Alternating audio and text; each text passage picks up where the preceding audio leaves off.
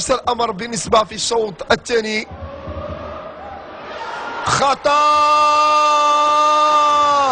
اوي اي اي اي اي خالد العسكري ينفعل. خالد العسكري يفقد اعصابه ويغادر في لقطه لا اعلم.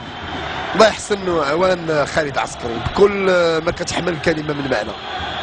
اقدر كثيرا موقف خالد العسكري، ولكن ما بغيت اي خطا. كنعلموا بانه هذا الموقف اللي فيه خالد العسكري موقف صعيب، ولكن ما بغيتش خالد ينسحب بهالطريقه.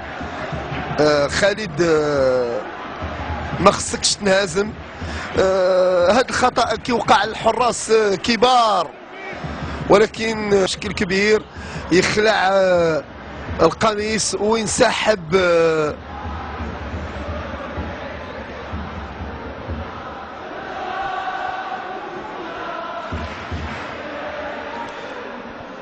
الآن